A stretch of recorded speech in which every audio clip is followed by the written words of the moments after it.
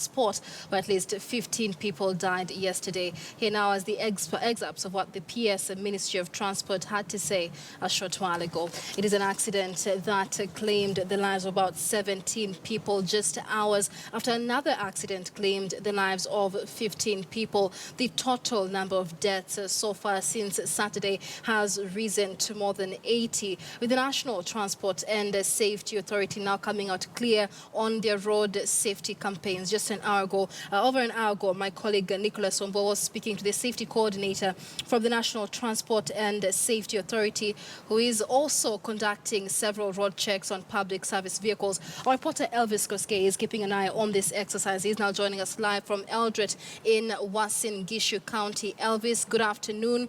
A lot of accidents have taken place over the past 3 days. More than 80 people have been confirmed dead. How is this safety exercise by the National Transport and Safety Authority? Thank you very much, Akisa. The National Transport and Safety Authority, in collaboration with the traffic police here in Eldoret, have impounded hundreds of Eldoret matatus in a bid to crack down those motorists who are flouting traffic rules. I've just talked to the county commander, and he just said that some vehicles are unregistered, others do not have insurances, and they're operating without licenses. So this is in a bid to maybe contain the dire situation that we've been witnessing, especially in the Nakuru-Eldoret highway. But the drivers are also complaining and say that this maybe crackdown should have started a long time ago, because they feel that in the road signs, we don't have the road signs and other things that may help to curb or contain the road carnage that we've been witnessing, especially in the Christmas festivities. But the county commander has also mentioned that those who will be found flouting the traffic rules will be arrested and prosecuted before the court of law. But hundreds of the drivers are being grilled inside here at the police station. That's why we've not managed to speak to some of the drivers. But the passengers who have been going to Nairobi are complaining that it's not their fault for the motorists to flout the traffic rules. So they think that it's a high time for the government through the National Transport and Safety Authority to initiate such crackdowns at different particular parts of the country, and also make sure that these drivers understand the traffic rules that are required. Similar operations is also ongoing in other parts of the county, including Langas, Huruma, Kapseret, and those particular places. Akisa. And Elvis, of course, several deaths have been recorded so far. National Transport and Safety Authority says human error is to blame for many of these accidents. And you've mentioned from the crackdown so far, unregistered vehicles have already been found. How seriously is this activity being taken, especially by stakeholders in the matatu industry?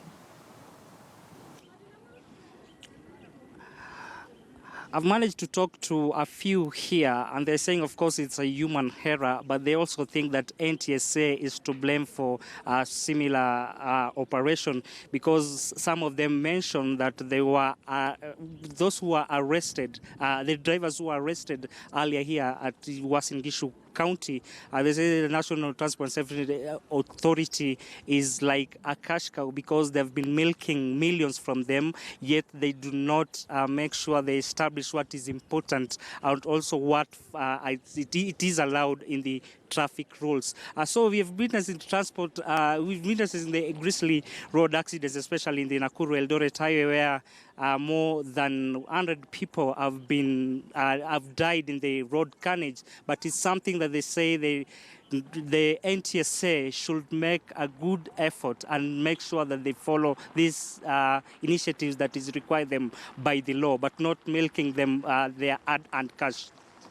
All right, many thanks, Elvis Koskei, there live from Eldred, where the National Transport and Safety Authority is conducting a safety crackdown on public service vehicle. But earlier on, top government officials visited the deadly Sachangwan spot, where at least 15 people died in an accident yesterday. Let's listen in to what the PS Ministry of Transport had to say. We exactly checked what happened yesterday on the accident which occurred yesterday in the morning. And I think you must have heard it was a very tragic accident. And first and foremost, on behalf of the ministry and also government, to pass condolences for the families who lost their lives in this tragic accident. Up to this point in time, I think we have been informed that around, I think 15 people have already died so far. And there are quite a lot of number of them also receiving treatment in the local hospitals in Nakuru and also in Molo. Again, while still investigation is going on, I think the first information which is coming up is, which is coming to us is the vehicle, the lorry or the truck, actually lost control, I think because of speeding. And I think there was some information that which came to the media that NTSA was actually chasing the truck. And I think I would like to clear that one. That is not correct. In fact, if anything, actually NTSA was making a follow-up to ensure that they warned the motorists which were coming ahead of the vehicle. So and I think that one has been already stated in the media. Maybe I think it's important again to know what we are doing as a ministry to make sure that we minimize these kind of accidents coming up in future. Now, immediately I've directed a team here to make sure that they start working from tomorrow to start marking the roads. And then apart from that, to make sure that they increase the pumps all the way from Kivunja up to Salga. Now, we have also seen that the dangerous section also start from the branch of Tunjoro area, and Kabarak is called, what is the name of the? Sogea. Yeah, Sogea place. So I think also we are taking necessary action to make sure that we increase the pumps there. And also quite often, because of carelessness, the vehicles or the traffic actually try to overtake in areas where they are not supposed to. So we are going to increase some barriers in those areas. Now, again, coming down before Salga, we are going to also to put up some pumps. And then, of course, we'll do something also in Salga. So that is immediately, we are going to do that starting next week. But we also have a tender which is now ongoing to make sure that we create a dual carriageway on this road, starting all the way from Salga up to Kibunja area. Something, again, which I would like to warn the motorists, especially during this festive season, is to make sure that they drive slowly and carefully, because I think there are very many careless drivers and lorries and so on. So to make sure that, especially passenger vehicles, they are carrying lives. So let them drive slowly and carefully along this road, because some of these, especially on designated bridges and so on, which are normally steep areas, which are likely to cause accidents.